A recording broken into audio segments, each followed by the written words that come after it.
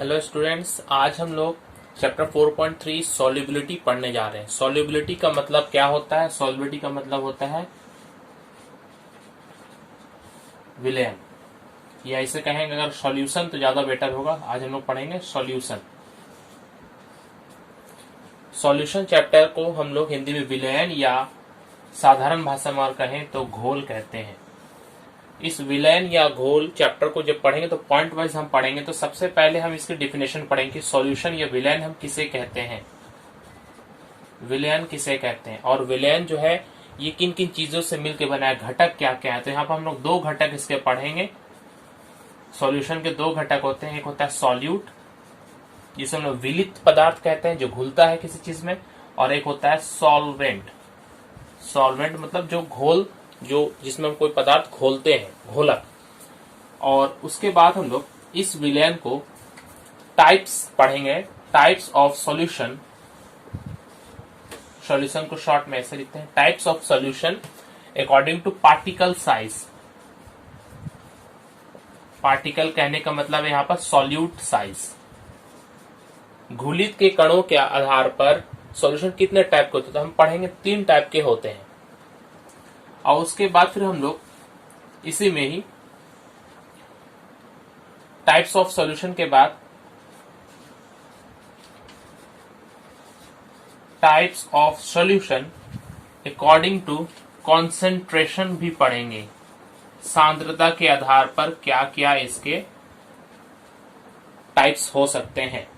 यहां पर जो टाइप्स ऑफ सॉल्यूशन है सॉल्यूट साइज के आधार पर हम लोग जब पढ़ेंगे तो उसी में बहुत बड़ा ये डिटेल्स में आएगा। कोलोइडल सॉल्यूशन के बारे में हमें वहां पढ़ना पड़ेगा। तो कोलोइडल सॉल्यूशन जब हम पढ़ेंगे तो वहां पर हमें कोलोइडल सॉल्यूशन डिटेल्स में पढ़ने के साथ साथ वहां पर एक और वर्ड आएगा इमल्सन, उसे भी थोड़ा सा हम लोग पढ़ लेंगे, इमल्सन। तो चलिए पढ़ते हैं। सबसे पहले विलयन क्या है, विलयन की परिभाषा क्या है, आइए देख लेते हैं। विलयन की परिभाषा, विलयन या घोल क्या है? दो या दो से अधिक पदार्थों का वह समांग मिश्रण। समांग वर्ड पर ध्यान देंगे। समांग कहने का मतलब होता है होमोजीनियस। समांग मिश्रण जिसके प्रत्येक अंश का उपादान, गठन तथा गुण समान होता है तथा इसके उपादानों को एक निश्चित सीमा, ये बहुत इंपॉर्टेंट याद रखें, निश्चित सीमा के अंदर परिवर्तित किया जा सके, उसे हम लोग विलयन कहते हैं। इसे समझने के लिए दो या दो से अधिक पदार्थों का समांग मिश्रण, जैसे कि चीनी और पानी। अगर हम चीनी और पानी का एक घोल बनाते हैं, पानी में अगर हम चीनी शुगर ऐड करें तो ये दो उपादान हो गए। यहां दो उपादान क्या है? शुगर एंड वाटर, चीनी और पानी। इनको जब हम घोल देंगे तो घोलने के बाद देखेंगे चीनी पूरी तरीके से इस पानी में घुल जाता है। घुलने के बाद अगर इस घोल का जो मिश्रण जो बना है, इस मिश्रण का कोई भी आप भाग देख ले, चाहे ऊपर का भाग देखें या नीचे का भाग देखें, सभी में जो चीनी है वो समान रूप से घुला है। ऊपर में जो उसका स्वाद होगा नीचे भी उतना ही स्वाद होगा, पूरा पूर्ण रूप से घुलने के बाद। तो उसे ही हम लोग कहते हैं समांग मिश्रण। समांग का वर्ड है सम अंग। सम अंग मतलब इक्वल अंग, सब पार्ट्स बराबर हो जिसके।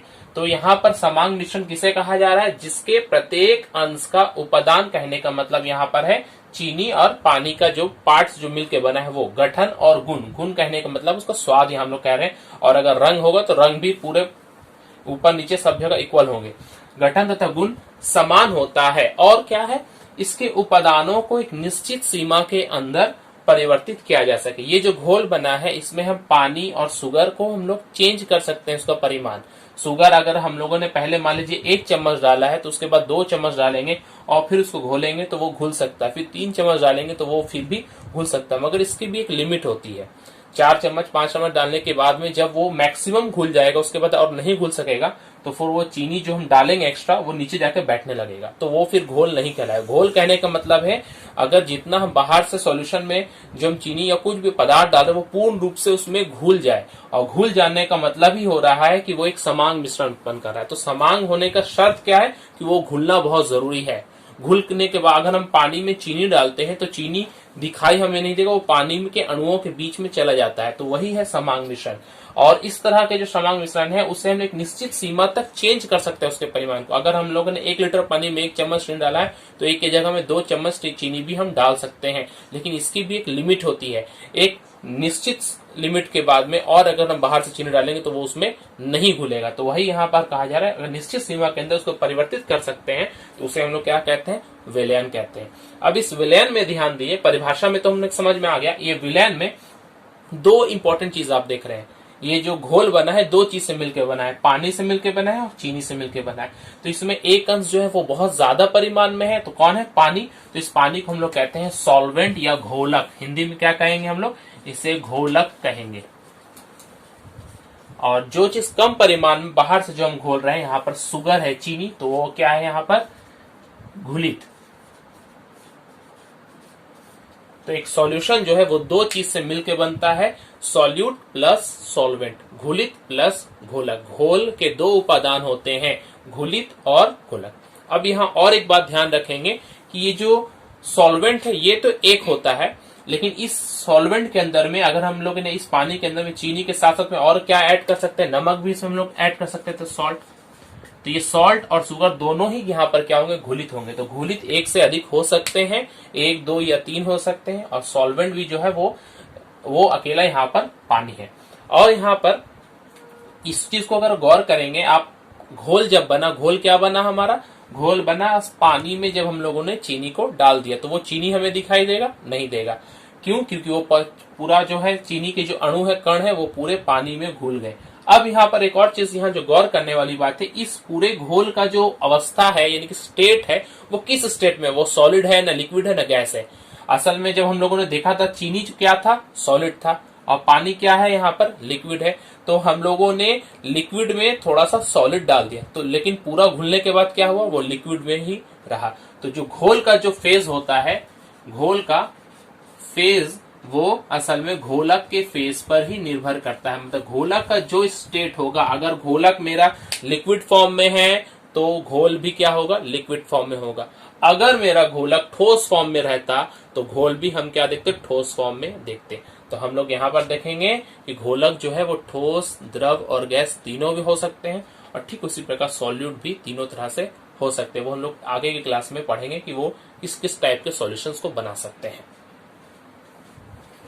विलयन या घोल की विशेषता, घोल की भौतिक अवस्था यानी कि ठोस है या द्रव है या गैस है, किस अवस्था में घोल पाया जाएगा, वो घोलक के भौतिक अवस्था पर निर्भर करती है। घोलक किस अवस्था में है उस पर निर्भर करती है। अगर घोलक द्रव अवस्था में है तो घोल भी द्रव अवस्था में होगा, अगर घोलक ठोस अवस्था में है तो घोल भी ठोस अवस्था में होगा। घोल का रंग, स्वाद घुलित पर निर्भर करता है। जैसे अगर हम लोग चीनी को पानी में डालते हैं तो चीनी का स्वाद मीठा होता है, तो पूरे घोल का स्वाद क्या हो जाएगा, मीठा हो जाएगा। तो हमने देखा कि स्वाद जो है वो घुलित पर निर्भर करता है। ठीक वैसे ही अगर हम लोग नमक डालेंगे तो स्वाद क्या होगा, नमकीन हो जाएगा। और रंग, जैसे कभी कभी आप लोगों ने देखा है कि ब्लू विट्रियोल होता है, CuSO4.5H2O, ये कांच की तरह ब्लू रंग का ये क्रिस्टल है। जब इसे हम लोग पानी में डालते हैं तो पानी में घुलकर ब्लू रंग का उत्पन्न करता है, जैसे कि पटल या इस तरह की सब्जियां जो रंगी जाती है। तो वहां पर जो ये घुलित है कौन है, ये CuSO4.5H2O, इसका जो रंग होता है ब्लू, वो पूरे घोल का रंग क्या हो जाएगा, ब्लू हो जाएगा। तो घोल का रंग, स्वाद ये किस पर निर्भर करता है, घुलित पर निर्भर करता है। ठीक है, ये हुआ घोल की विशेषता। अब हम लोग पढ़ेंगे कि घोल में जो घुलित है, उन घुलित के कणों का जो आकार होता है वो साइज पर डिपेंड होकर वो पूरे घोल कितने तरह के हो सकते हैं। तो हम लोग देखेंगे घुलित के कणों के आकार पर घोल के कण जो होते हैं, वो घोल के जो प्रकार होते हैं वो 3 प्रकार के हो सकते हैं। कणों के साइज के आधार पर घोल 3 प्रकार के होते हैं। सबसे पहला जो है नॉर्मल घोल हम कहते हैं, या उसे हम लोग सही मायने में कहें तो ट्रू सॉल्यूशन। दूसरा है कॉलॉइडल सॉल्यूशन, और लास्ट है सस्पेंशन। इन तीनों में समझे, ट्रू सॉल्यूशन जो है, इसमें क्या होता है, जब हम घुलित को डालते हैं तो घुलित पूर्ण रूप से घुल जाता है। इसका मतलब घुलित के कण जो बहुत छोटे हैं, तभी वो जो घोलक है उनके अणुओं के बीच में वो चले जा रहे हैं। बहुत साइज, सबसे छोटा जो इन तीनों में साइज होता है वो ट्रू सॉल्यूशन का होता है। ये साइज क्या होता है, लगभग 10⁻⁻7 सेंटीमीटर या इससे भी कम। तो लेस देन, हम लोग यहाँ पर क्या कहेंगे, लेस देन 10⁻⁻7। ये लेस देन का साइन है, ध्यान दें। जो भी साइज होगा वो 10⁻⁻7 सेंटीमीटर से कम होगा।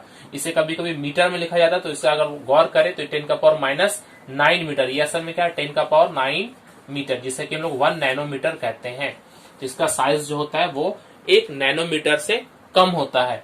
और कोलोइडल सॉल्यूशन का जो साइज है वो इस 10⁻⁻7 से थोड़ा बड़ा, मगर 10⁻⁻5 से थोड़ा छोटा। साइज जो है इसका 10⁻⁻5 सेंटीमीटर से लेकर 10⁻⁻7 सेंटीमीटर तक, इन दोनों के बीच में 10⁻⁻7 और 10⁻⁻5 के बीच होगा। थोड़ा इससे बड़ा हो गया साइज। और सस्पेंशन जो है इसका जो साइज होता है वो 10⁻⁻5 से क्या होता है, बड़ा हो जाता है। ठीक है, साइज के आधार पर समझ ले, ये सबसे छोटा है, 1 नैनोमीटर कह सकते हैं या 10⁻⁻7 सेंटीमीटर कह सकते हैं। सेंटीमीटर में कहेंगे और मीटर कहेंगे तो 2 और माइनस में बढ़ जाता है, क्योंकि 100 से डिवाइड करते हैं। तो ट्रू सॉल्यूशन में 10⁻⁻7 सेंटीमीटर या इससे भी छोटा होता है। और कोलोइडल सॉल्यूशन में क्या होगा, ट्रू सॉल्यूशन से थोड़ा साइज में बड़ा। अगर इसको इस तरह से दिखाएं तो ये ट्रू सॉल्यूशन के मान लें कण है, तो कोलोइडल सॉल्यूशन क्या होगा, इससे थोड़ा बड़ा होगा। और सस्पेंशन क्या होगा, इससे बहुत बड़ा होगा। इस तरह से आप साइज समझ सकते हैं। इसीलिए क्या होता है, ये छोटे होते हैं। तो अगर हम सिंपल एग्जांपल समझे, मान लीजिए पानी में ही हम सॉल्यूशन बना रहे हैं, तो ये पानी के दो अणुओं के बीच में ये अणु चले जाते हैं, तो ये ट्रू सॉल्यूशन बन गया। लेकिन अगर साइज बड़ा है तो ये दो अणुओं के बीच में ये फिट नहीं हो पाते हैं, ये बड़ा है तो ये फिट नहीं हो पाते हैं, ये बस जाकर सामने अटैच होकर थोड़े सा रहेंगे। और थोड़ा सा भी अगर हम इसे हिलाएं या कुछ करें तो ये आसानी से टूट सकते हैं। तो ये हो जाता है कोलोइडल सॉल्यूशन। और सस्पेंशन तो अंदर आएंगे नहीं, बाहर ऊपर ही में तैरते रहते हैं। सस्पेंशन बहुत बड़ा साइज होता है। इसीलिए जैसे कि चॉक को पानी में जब घोलते हैं तो वो एक तरह का सस्पेंशन बनाता है। और कोलोइडल सॉल्यूशन का अगर हम एग्जाम्पल देखेंगे तो आप लोग देखें, पानी में कभी मिट्टी घुली रहती है, तो मिट्टी घुली रहने कुछ देर छोड़ दे तो वो नीचे जाके बैठ जाता है। तो पानी में जो मिट्टी घुला हुआ मड वाटर, वो एक कोलोइडल सॉल्यूशन का उदाहरण है। और ट्रू सॉल्यूशन का अगर उदाहरण हमसे पूछे तो चीनी, पानी या इस तरह का कोई भी घोल जो है वो एक ट्रू सॉल्यूशन, जिसमें घुले कण दिखाई नहीं देते हैं और पूर्ण रूप से घुल जाते हैं। तो यहाँ पर जब पूर्ण रूप से घुल जाएंगे ट्रू सॉल्यूशन, तो इस तरह का जो सॉल्यूशन होता है वो एक तरह का होमोजीनियस मिक्सचर बनाता है। होमोजीनियस कहने का मतलब है समांग मिश्रण, हर अंश का उपादान गठन वो समान हो, जो कि हम लोगों ने घोल की परिभाषा में पढ़ा था। तो ये एक तरह का समांग मिश्रण होता है। बाकी दोनों जो होते हैं कोलोइडल सॉल्यूशन और सस्पेंशन, ये क्या होती है, विसमांग मिश्रण होते हैं। इनका हर अंश का उपादान गठन एक जैसा नहीं होता है।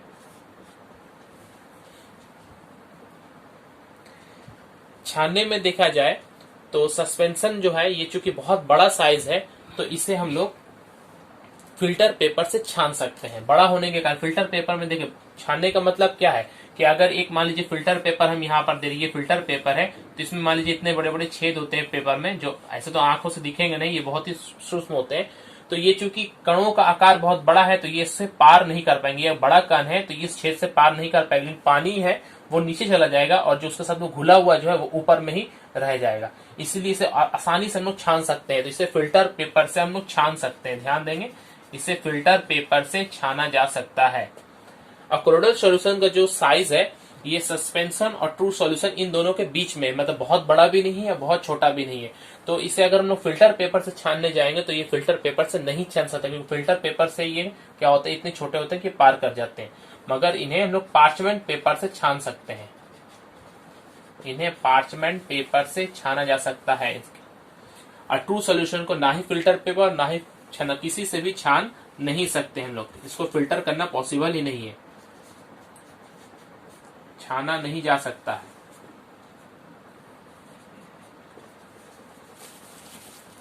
समझ में आया? सबसे पहले सस्पेंशन में ध्यान दें, फिल्टर पेपर से छान सकते हैं, इसे पार्चमेंट पेपर से छान सकते हैं, फिल्टर पेपर से नहीं छान सकते, और इसे किसी से भी नहीं छान सकते हैं। और एक बहुत ही इंपॉर्टेंट बात यहाँ पर है कि इन तीनों में कोलोइडल सॉल्यूशन एकमात्र ऐसा सॉल्यूशन है जिसके कण जो होते हैं, घुलित और घोलक के जो होते हैं, वो चार्ज होते हैं। तो यहाँ पर ये आवेश युक्त होते हैं। ध्यान देंगे, आवेश युक्त। अब बाकी दो जो है ये आवेश रहित, उसमें कोई चार्ज नहीं पाया जाता है। इसमें प्लस या माइनस चार्ज पाए जाते हैं, मगर इन दोनों में कोई चार्ज नहीं पाया जाता है। इसका इस्तेमाल हम लोग कहाँ पर करते हैं, तो धुआं एक तरह का कोलोइडल सॉल्यूशन है। तो धुआं को जब हम लोग चिमनी लगा रहता है, देखिए बड़ी बड़ी चिमनी लगी थी फैक्ट्रियों में, तो वो जो धुआं के जो कण होते हैं उसमें चार्ज होने के कारण वो चिमनी के जो धातु का जो पार्ट होता है उसमें जाकर वो चिपक जाते हैं और शुद्ध वायु बाहर निकलती है। तो उसे हम लोग छानने का भी इस्तेमाल उससे आवेश युक्त होने के कारण कोलोइडल सॉल्यूशन को हम लोग छान भी सकते हैं। इसके बाद चूंकि इसके कणों का आकार बहुत ही छोटा है तो इसे हम लोग अल्ट्रा माइक्रोस्कोप से भी देख नहीं सकते हैं। बहुत अगर पावरफुल माइक्रोस्कोप भी हो तो उसे हम लोग नहीं देख सकते, तो इसे अल्ट्रा माइक्रोस्कोप से भी नहीं देखा जा सकता है, हम लोग नहीं देख सकते हैं। इसे हम लोग अल्ट्रा माइक्रोस्कोप से देख सकते हैं मगर खुली आंखों से नहीं देख सकते। इन दोनों को हम खुली आंखों से नहीं देख सकते हैं, लेकिन अगर माइक्रोस्कोप से देखना चाहेंगे तो कोलोइडल सॉल्यूशन के कण हमें साइज में दिखेंगे मगर ये इतने छोटे हैं कि ये फिर भी नहीं दिखेंगे। और सस्पेंशन जो जैसे कि हमने बताया चौक को पानी में घोले तो खुली आंखों से भी हम लोग देख सकते हैं, तो इसे हम लोग खुली आंखों से देख सकते हैं। एग्जाम में अगर क्वेश्चन आए कि किस तरह के विलयन को हम लोग खुली आंखों से देख सकते हैं, किस तरह के विलयन में कणों को हम लोग खुली आंखों से देख सकते हैं, तो हम क्या कहेंगे, हम लोग सस्पेंशन को खुली आंखों से देख सकते हैं। और किसे हम लोग खुली आंखों से तो नहीं देख सकते हैं मगर अल्ट्रा माइक्रोस्कोप से देख सकते हैं, तो हम लोग कोलोइडल सॉल्यूशन से। अल्ट्रा माइक्रोस्कोप का मतलब क्या होता है, एक बहुत ही पावरफुल माइक्रोस्कोप, नॉर्मल माइक्रोस्कोप नहीं, बहुत ही ज्यादा पावरफुल। और अल्ट्रा माइक्रोस्कोप से अगर देखना चाहेंगे तो हमें कोलोइडल सॉल्यूशन तो दिखेगा मगर ट्रू सॉल्यूशन के जो कण है, जो चीनी जैसे पानी में घुलने के बाद, वो हमें किसी भी तरह के कोई माइक्रोस्कोप से नहीं दिखेगी। उदाहरण चीनी पानी का घोल, कोलोइडल सॉल्यूशन का उदाहरण सबसे इंपॉर्टेंट आपको पूछा जाता है एग्जाम में कि हमारे शरीर में या हमारे दैनिक जीवन में यूज होने वाले कोलोइडल सॉल्यूशन का इस्तेमाल या कोलोइडल सॉल्यूशन उदाहरण दे, तो हमारे जो शरीर में रक्त जो है, हमारा ब्लड जो है, ये एक तरह का कोलोइडल सॉल्यूशन है।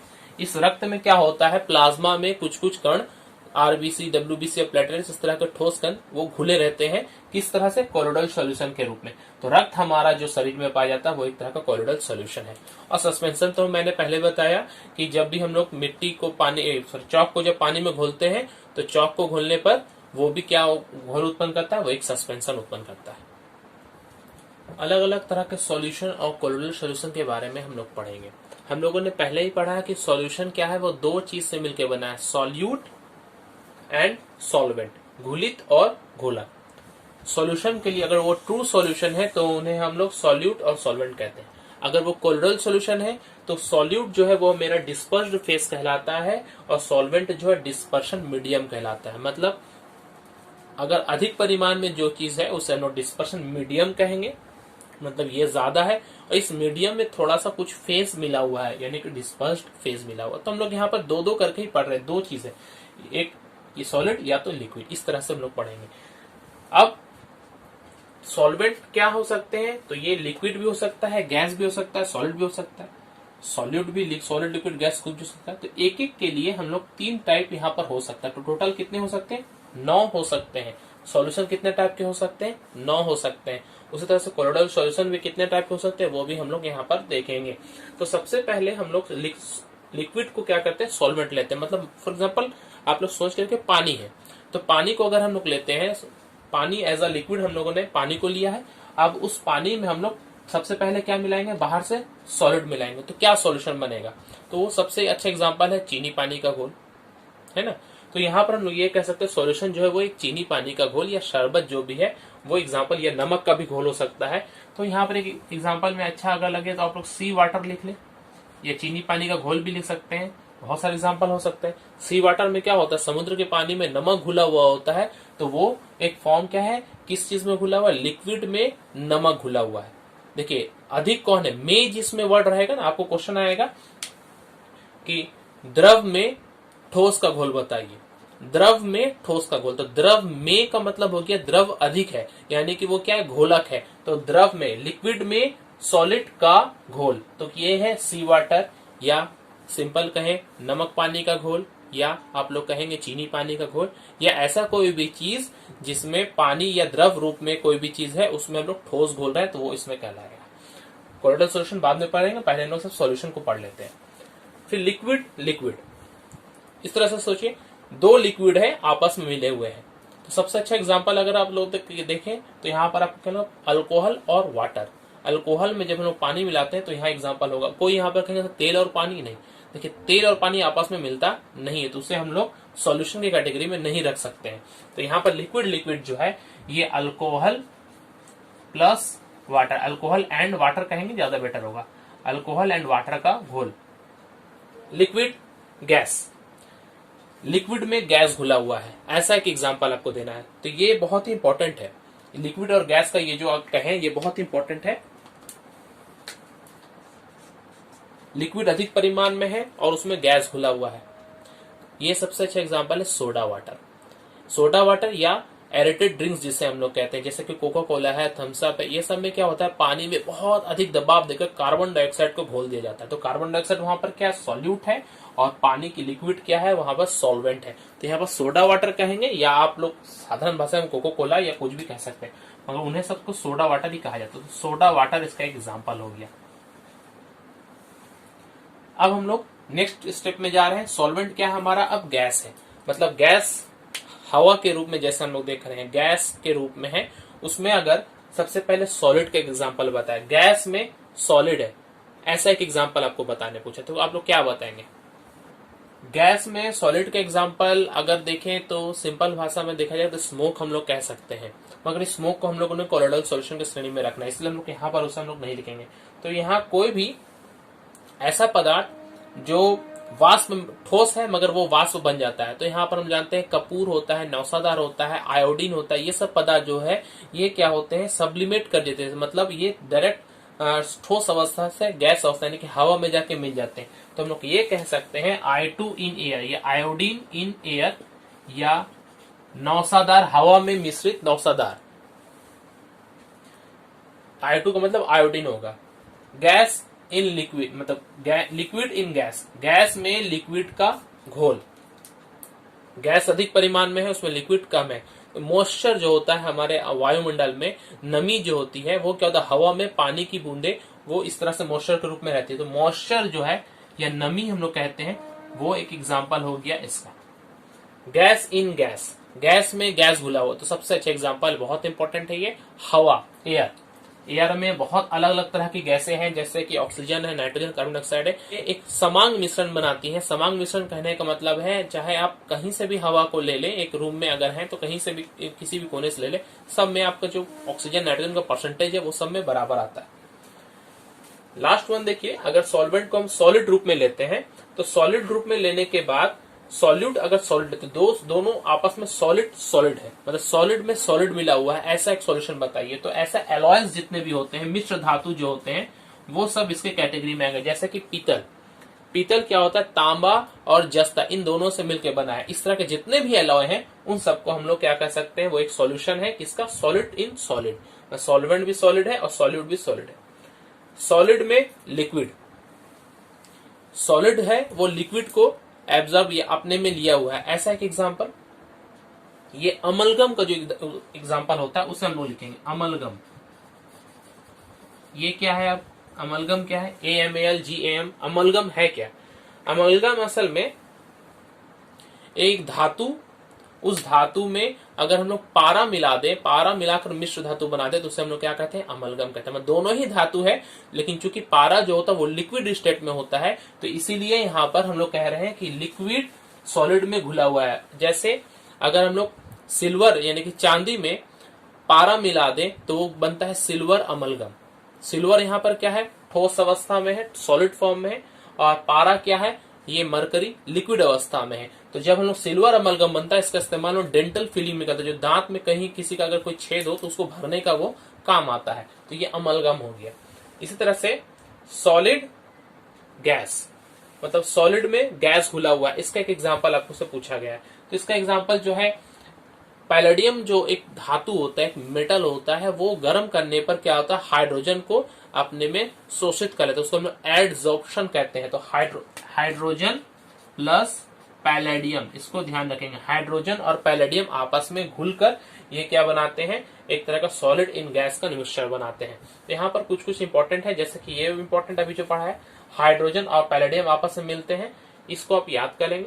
अब हम लोग जा रहे हैं कोलोइडल सॉल्यूशन में। कोलोइडल सॉल्यूशन जो है वो डिस्पर्शन मीडियम और डिस्पर्स फेस के रूप में हम लोग कहेंगे।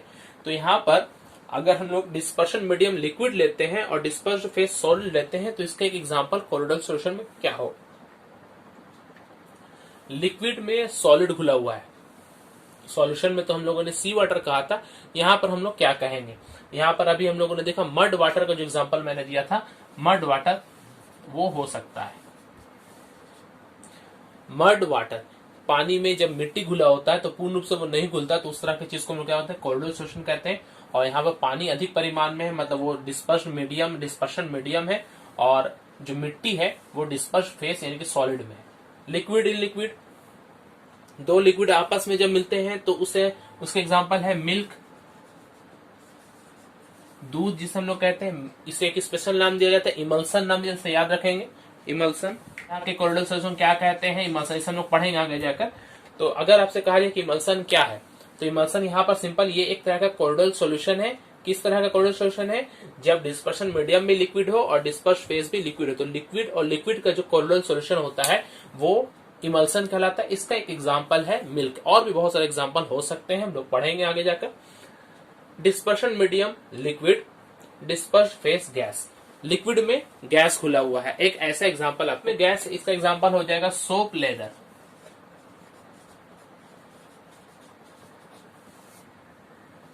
झाग जो होता है, साबुन का जो झाग उत्पन्न होता है वो क्या होता है, लिक्विड में वो गैस घुला रहता है, हवा घुली रहती है लिक्विड में, पानी में, तो इसलिए वो एक सोप लेदर, इस तरह की चीज को हम लोग फोम कहते हैं, सोप लेदर। अब गैस डिस्पर्शन मीडियम है, उसमें हम लोग डिस्पर्स फेस क्या ले रहे हैं, सॉलिड ले रहे हैं। गैस में सॉलिड तो हम लोगों ने पहले ही पढ़ा था, ये स्मोक, इसको बारे में बार बार डिटेल्स में बोले, स्मोक जो होता है ये क्या है, गैस इन सॉलिड है। गैस इन लिक्विड, गैस में लिक्विड है, तो ये कोहरा और कुहासा जो होता है ये बहुत अच्छा एग्जांपल है इसका, गैस इन लिक्विड का। तो इसे फॉग कहते हैं या मिस्ट कहेंगे। फॉग, ये कोहरा और कुहासा जो है एक एग्जांपल है किस चीज का, हवा में जब लिक्विड यानी कि पानी की बूंदें रहती हैं तो वो एक तरह कोलोइडल सॉल्यूशन बनाता है जिसे फॉग कहते हैं, या हम लोग मिस्ट भी कह सकते हैं। गैस और गैस, दो तरह का गैस कभी भी कोलोइडल सॉल्यूशन नहीं बनाता है, इसको आप लोग याद कर लेंगे अच्छे से। क्यों, क्योंकि जब दो गैस आपस में मिलते हैं तो वो एक होमोजेनियस समान मिश्रण बनाते हैं, तो गैस और गैस आपस में कभी भी कोलोइडल सॉल्यूशन नहीं बनाएगा।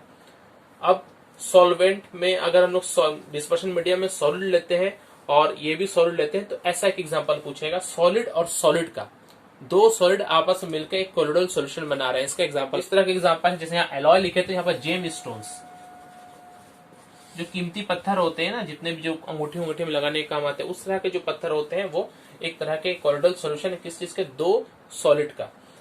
सॉलिड लिक्विड, सॉलिड में लिक्विड है, एक ऐसा एग्जांपल आपको पूछा है, जेली,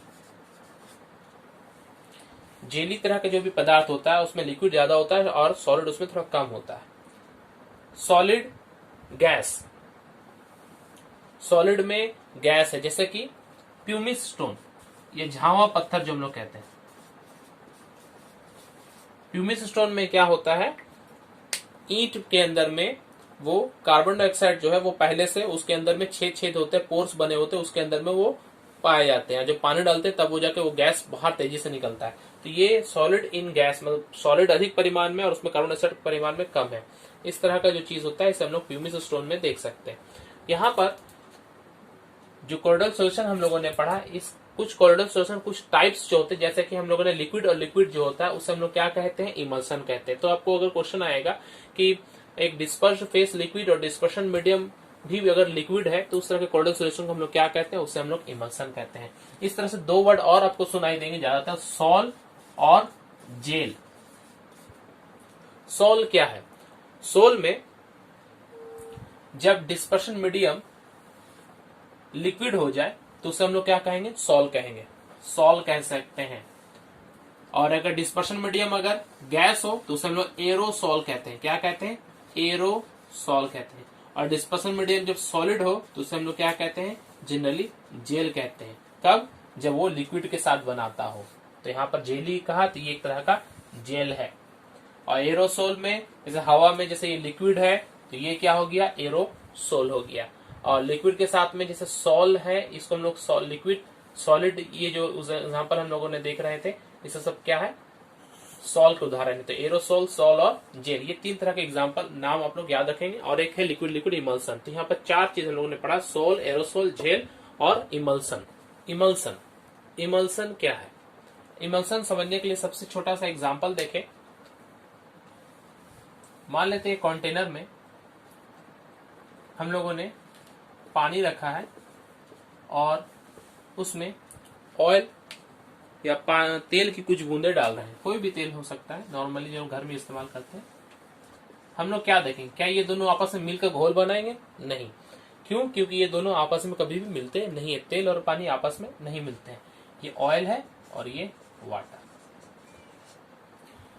तो इस तरह का जब कोई इमिसिबल, इसे हम लोग क्या कहेंगे यहाँ पर, इमिसिबल लिक्विड्स, अघुलनशील द्रव, इमिसिबल लिक्विड्स जब कोई होता है, और अगर हम इसमें कुछ एक ऐसा पदार्थ डाल दें ताकि ये दोनों आपस में घुल जाए, तो उस पदार्थ को हम लोग कहेंगे, इमल्सन बना रहा है तो उसे हम लोग क्या कहेंगे, इमल्सीफाइंग एजेंट कहेंगे। इमल्सीफाइंग एजेंट या इमल्सीफायर भी इसे शॉर्ट में कहा जाता है। तो इमल्सन पढ़ने के लिए हमें क्या करना है, इमल्सीफाइंग एजेंट भी जानना होगा। इमल्सीफाइंग एजेंट क्या होता है, तो सिंपल भाषा में समझे तो ये एक तरह का ऐसा पदार्थ है, जैसे कि मान लेते हैं, ये मान लीजिए इसका स्ट्रक्चर एक एग्जांपल के लिए बता रहे हैं। इस स्ट्रक्चर में ये वाला जो साइड है टेल और ये हेड है मान लेते हैं, ये तेल की तरफ जाना चाहता है और ये पानी की तरफ जाना चाहता है। मतलब एक ऐसा पदार्थ है जिसके दो हिस्से हैं, एक हिस्सा तेल को पकड़ कर रखना चाहेगा और एक हिस्सा पानी के अणु को पकड़ कर रखना चाहेगा।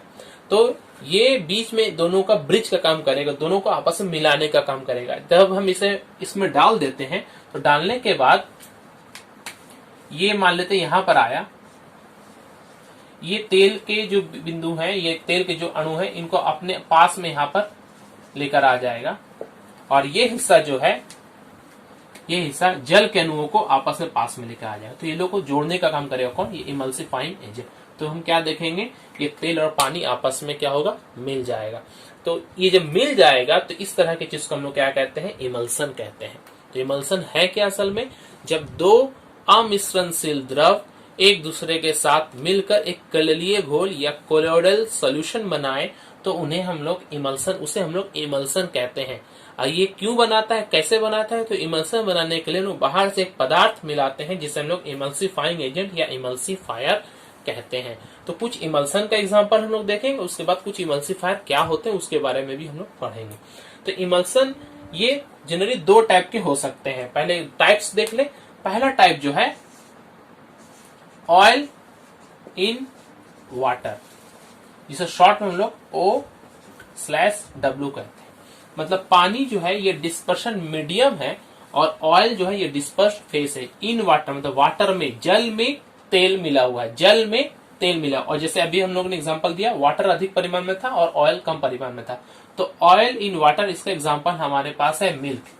हम लोग जो दूध देखते हैं उस दूध में क्या होता है, ऑयल कहने का मतलब यहाँ पर फैटी एसिड्स होते हैं। तो यहाँ पर जो फैटी एसिड्स हैं ये किसमें घुले होते हैं, ये वाटर में घुले होते हैं, पानी में घुले होते हैं। इस तरह की चीज को हम लोग क्या कहेंगे, इमल्सन कहेंगे। मिल्क क्या है, इमल्सन है।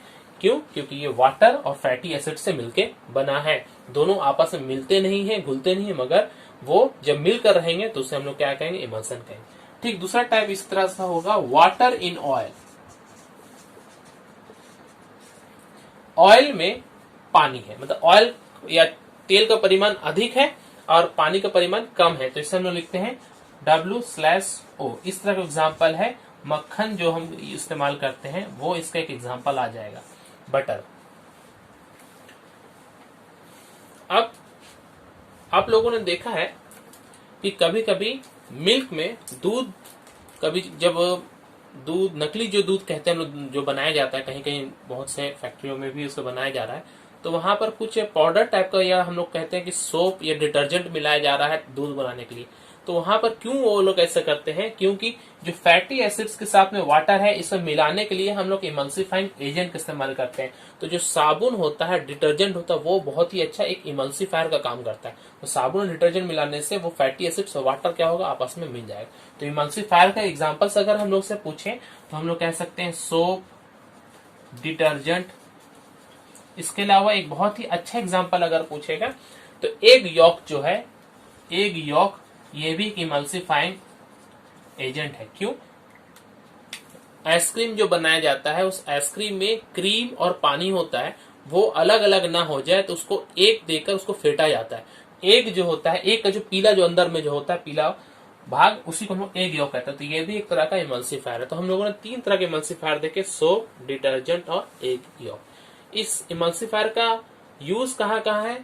तो सोप और डिटर्जेंट का तो इस्तेमाल हम जानते हैं कपड़े धोने में होता है। कपड़े धोने में क्या होता है, जब पानी जो है वो ग्रीस के साथ मिलता नहीं है। मान लीजिए किसी के कपड़े में ग्रीस लगा हुआ है या कोई गंदगी लगी हुई है, तेल है, इस तरह का कोई पदार्थ लगा हुआ है, उससे हम लोग धोना है, तो हम लोग क्या सिंपल पानी से अगर धोएंगे तो वो नहीं धुलेगा, मगर उसमें थोड़ा सोप और डिटर्जेंट मिलाकर धोएंगे तो वो आसानी से धुल जाता है। क्यों?